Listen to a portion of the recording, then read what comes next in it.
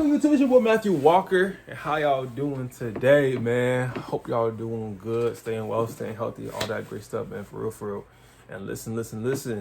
Last video we reacted to Making the Case with Bill Russell. So if you haven't checked that out, I really recommend that one, because that one, I mess with all the cases, but I like that one the most just because of how he plays the game and all that stuff. I respect that stuff. So yeah, man. Listen, we got Tim Duncan in this video, man. Before I get into this one, I just want to say a huge thank you to every single last one of y'all who not only just joined the channel, but show love on the videos, you know what I'm saying, the Making the Case series, Larry Bird videos. I really appreciate the love, honestly. And we're going to keep growing, you know what I'm saying? We're at, last time I checked, we're at 1,675 subscribers, bro. 1,675. We gained 125 subscribers in like another 2 days. 125, bro. Friday when I checked, we was at 1,550 something subscribers. Now we're at 1,675. So I really appreciate you. Honestly, thank you so much. So we're gonna keep growing. We're gonna keep going up. That's the only direction. But always stay thankful. Always stay humble. Always stay grateful. I don't take none of this stuff for granted. You know what I'm saying? So it's gonna keep doing what we do. Keep doing our part. Without further ado, let's just get straight in the video, man. You know what I'm saying? Shout out Tim Duncan. 3, 2, 1. Let's get it made. I know what you're thinking. No way. There's no chance Tim Duncan is better. He's not even the best player of his generation, you might say. You're thinking there's no way Tim Duncan belongs in the same company as some of the other players that I'll talk about in this I'm actually series. interested to listen. And if you believe that, there's probably 3 things you'll bring up as I make this argument. Let's do it. Number 1, his second act. If you're the kind of person who rates players through spreadsheets, his career in the 2010s is statistically underwhelming. Number 2, his peak. You might say that Duncan never had a real peak where he was the most dominant player in the league night in and night out like Shaq was. And number 3, Greg Popovich. Duncan has always had Pop, arguably the greatest coach of all time, in his corner. I hear you, and I promise to address them throughout this video as they become relevant. For now, let's do what we do with every other basketball player when we talk about them historically and look at Duncan's numbers. Here are the notable accolades from his NBA career. His 5 championships I'm interested in why he put Tim Duncan Chamberlain. in this and not His Kobe. 15 all-defensive selections are the most of anybody ever. Which I'm not mad about. 15 all-star appearances are tied for 3rd all-time. I'm interested. He has as many regular season MVPs as Kobe and Shaq combined, and only Michael Jordan has more finals MVPs. Don't forget about his college accomplishments though, because remember, Duncan came out of Wake Forest after 4 years, despite people like Jerry West who said he could have been the number 1 overall pick had he left after his sophomore year. Instead, by the end of his collegiate career, he was a 3-time Defensive Player of the Year, 2-time ACC Player of the Year, 2-time Consensus All-American, and was the National Player of the Year his senior season. And by the time he heard his name called on draft night, he was college basketball's all-time leader in rebounds. Wow. This snapshot of his basketball career should be enough to have him at the table of the GOAT conversation. You're not totally sold though. We need more numbers. To look at his career further, we should examine his place on some of the all-time leaderboards. Legendary. Here's where he ranks all-time in some of the major statistical categories. There's some impressive stuff here, but for the most part, it doesn't really jump off the page at you. Yeah, not His really. career totals are substantially less impressive than other players at his position, like Kevin Garnett, Karl Malone, or Dirk Nowitzki. And that's because you can't judge Tim Duncan's numbers like you can with most players. Imagine, in 15 years, if somebody said to you that Russell Westbrook was better than Steph Curry, citing how many points, assists, and rebounds Westbrook had. You'd laugh, right? Because you know that numbers don't always tell the full story. Right. Yeah, Steph Curry has impressive numbers, but Westbrook's are unbelievable. It would be impossible and irresponsible of me to talk about these players without mentioning the data that exists with them. But by measuring players purely by their basketball reference page, you're leaving out the context and the story in which those numbers were achieved. That context is what makes those numbers meaningful, and it's what makes basketball worth following. Talk to me then. Such is the case with Tim Duncan, whose success and greatness transcend a box score. You can't judge Tim Duncan with numbers alone. The fact of the matter is that if you ran a team and you could pick from any NBA player to ever play the game, and your goal was to set your team up for success, you would pick Tim Duncan. I would. Okay. For one, you have his play on the court, and we are going to talk about some numbers here for a little while. Offensively, he was dominant through the first 10 years of his career. From 98 to 08, he averaged 21.6 points, 11.8 rebounds, and 3.1 assists, while playing on one of the slowest teams in the league. In that span, his teams never once ranked in the top half of the league for pace. If you adjust his stats for pace and look at his numbers per 100 possessions, you're looking at a big man who was every bit as productive as any other offensive player in the league at the time. You already know about his skill set. He was, after all, the big fundamental. He could pass out of double teams, face up and break down the defense with surprising agility, consistently knock down shots from the elbows, and torch any big man in the league with his array of moves in the post and subtly imposing physicality. He could masterfully run a pick and roll with any guy with working limbs, and of course, he had his signature bank shot, one of the most consistent and reliable shots of all time, along with Kareem's skyhook and Dirk's fadeaway. Yeah. Those skills never deteriorated throughout his career, save perhaps his final year. And that's where I want to tackle the idea that his second act was unexceptional. His scoring numbers dipped in his last 8 years, where he never averaged over 20 points per game again.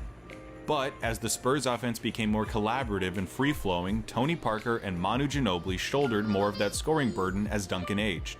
His shot attempts fell, though he remained efficient.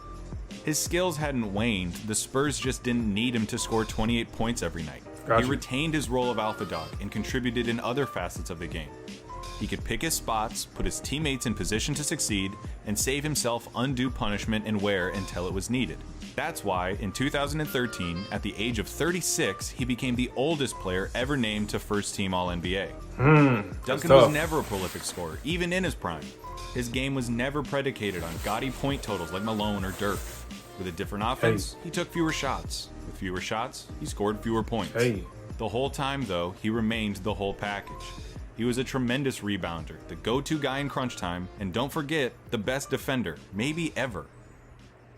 And that's what hurt his stats more than anything.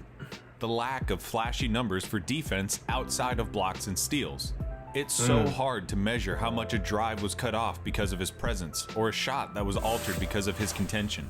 There are some advanced metrics that attempt to do this, and although it's an inexact science, stats like defensive rating, defensive win shares, and plus-minus numbers do an admirable job of capturing the game's best ball stoppers. Duncan's place in those metrics is unmatched. These metrics, along with his 15 defensive selections, serve as a testament to how Duncan thrived when the opponent had the ball. Legendary basketball writer Jack McCallum wrote for SI after Duncan's retirement, Duncan guarded centers and power forwards, sometimes even small forwards, with equal success. And as the NBA became more and more of a high pick-and-roll game, Duncan accepted the extra responsibility of getting involved at the perimeter while never abandoning basket responsibility. Nobody was better than Duncan at being both an advanced guard and the final fortress. Wow.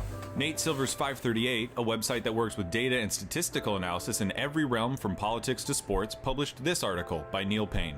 In it, Payne collects several data points on offensive and defensive prowess in order to come up with a player's WAR value, or wins above replacement. In other words, how much better were you than an average player? Payne's WAR valued balance above all else, players who succeeded at both ends of the floor.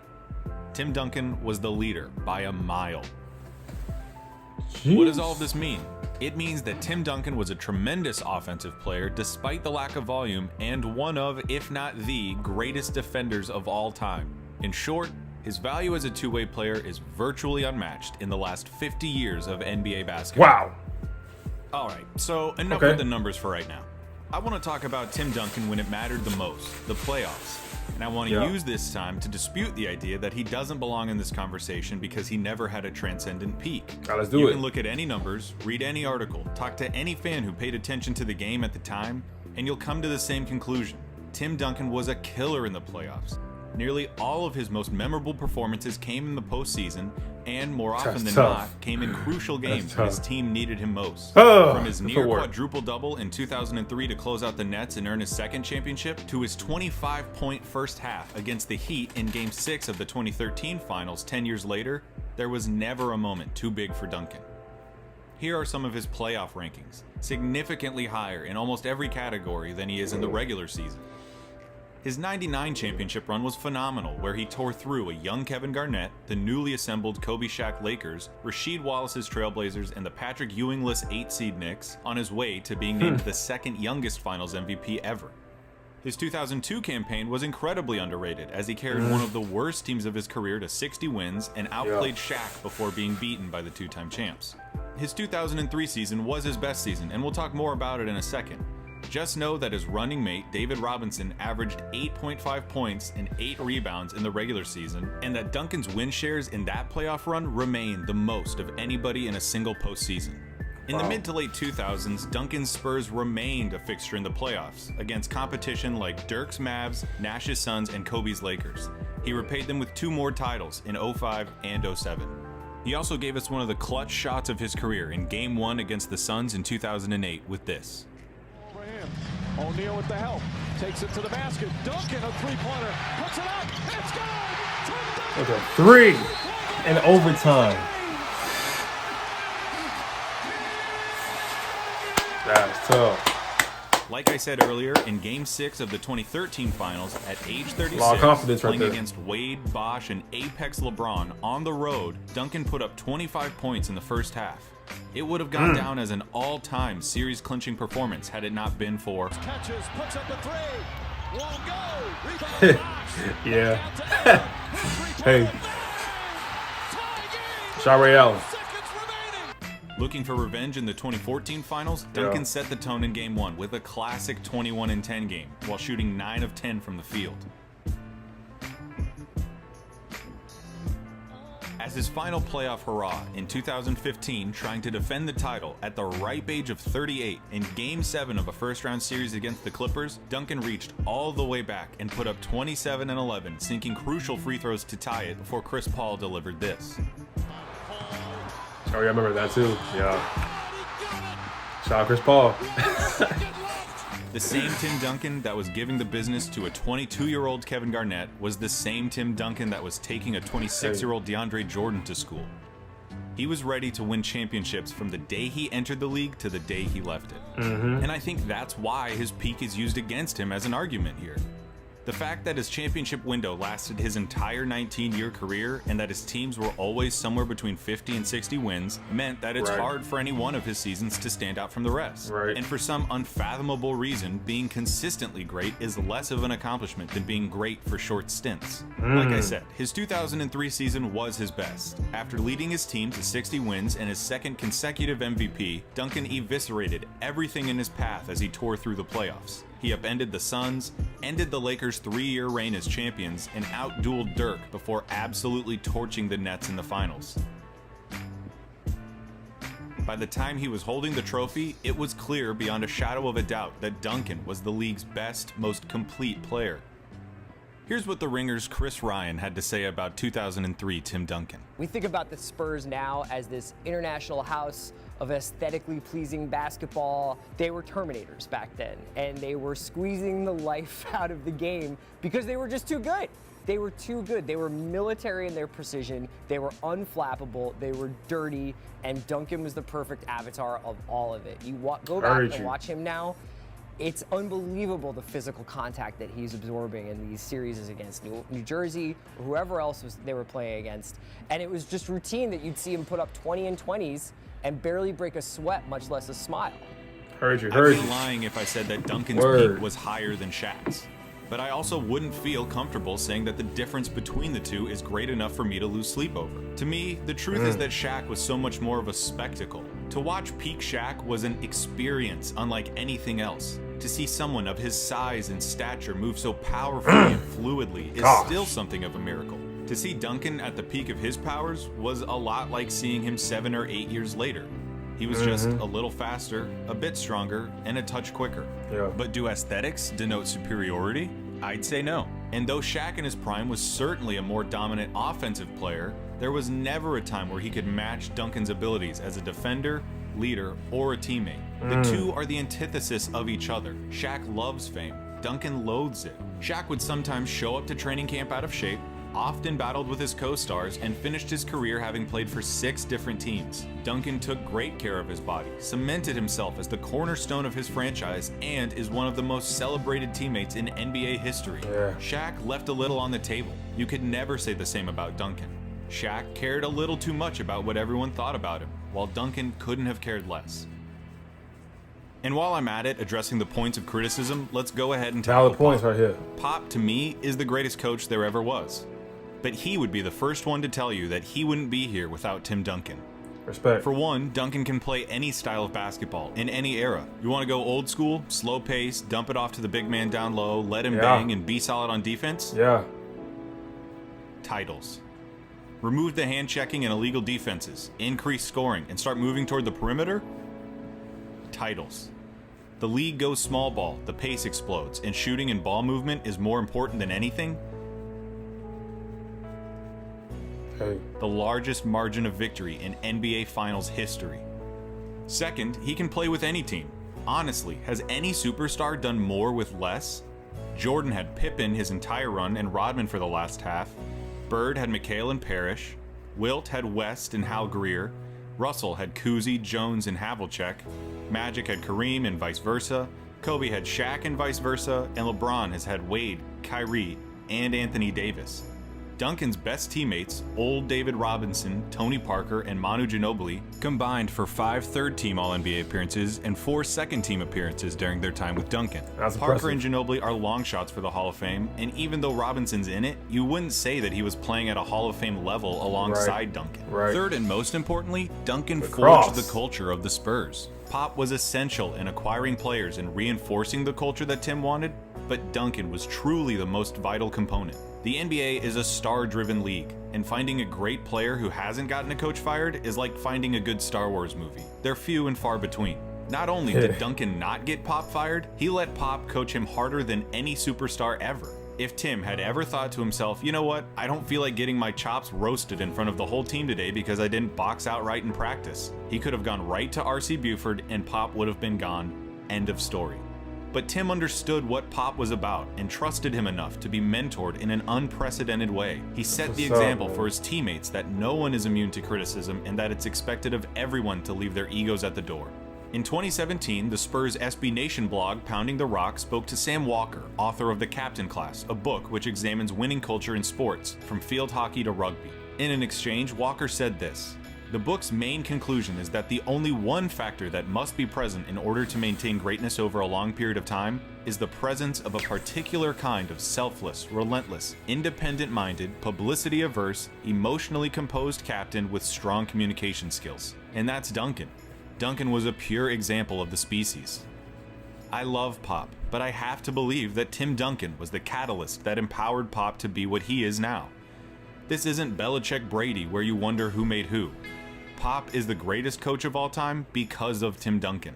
Respect. If you want to try to take credit away from Duncan by saying that he played for the best teams, you might be right, but only because he made them the best team. He gave up touches, let other guys hold the torch, put everyone around him in the best position to succeed, and he enjoyed it when they did.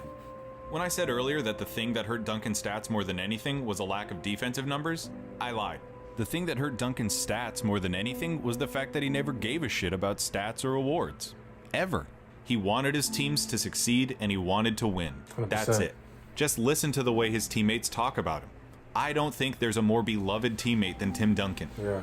In the words of NBA Commissioner Adam Silver, his understated selflessness made him the ultimate teammate. He was always the big brother, correcting them when they made mistakes and throwing his arm around their shoulders when things didn't go their way. He led in the most effective way possible, not with subtweeting, bombastic words, or showy halftime speeches, but by example. Of all the end-of-career farewell wishes, this is the one that stuck out to me the most. From his former teammate, Brent Bones Berry. He quoted Mark Twain, saying, "To be good is noble, but to show others how to be good is nobler and no trouble. For your brilliance, TD, I am grateful.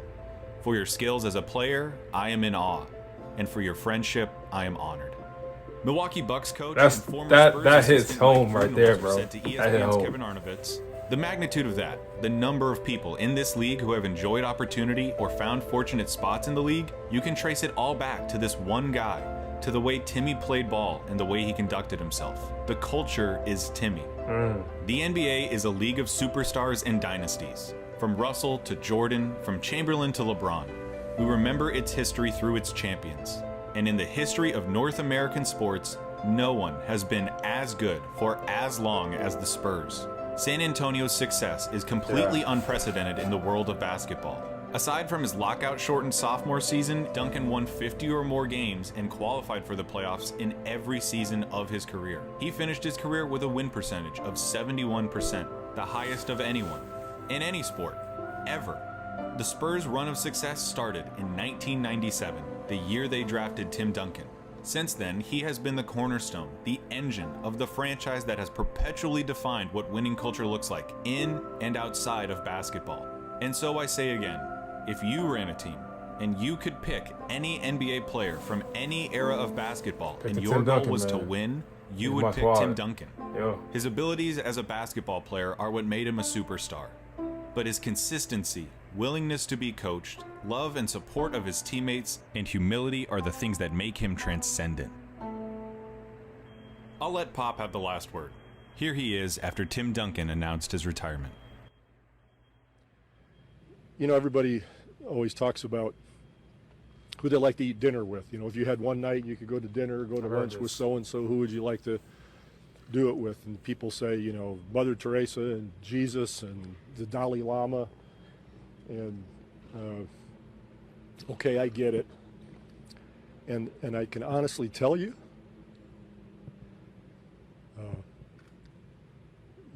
my dinner would be with Timmy.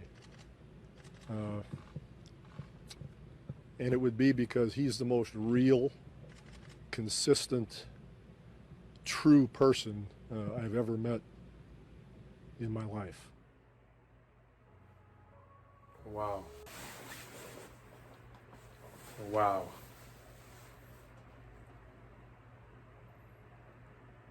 That says everything right there. Like, his humility was always respectable, bro. Like, he is super humble. You know what I'm saying? I heard all the stories with Kevin Garnett talking trash. Tim Duncan would not feed into that, bro. You know what I'm saying? He always stay humble, for real, bro. And that's respect. That's a lot of respect. Like, the way he played the game remind me a lot of, like, Bill Russell type. You know what I'm saying? Like, him and Bill Russell. You know what I'm saying? Obviously, Bill Russell got way more rings. But I'm just saying, as far as, like, I think Bill Russell would love to play with this type of, you know what I'm saying? And vice versa with Tim and Bill Russell. I think they would love to play with one another because they both have the same, like, mindset as far as, like, their playing style. They both have the same type of playing style, love sharing the ball, and that will result in wins. You know what I'm saying? So much respect to Tim Duncan. So yeah, man, hope y'all enjoyed. If you enjoyed it, just make sure you drop a like if you mess with it. You know what I'm saying? And yeah, that's gonna do it for the video, man. Hope y'all stay well, stay healthy, stay blessed. Thank you guys very much, man. Peace. I'm out.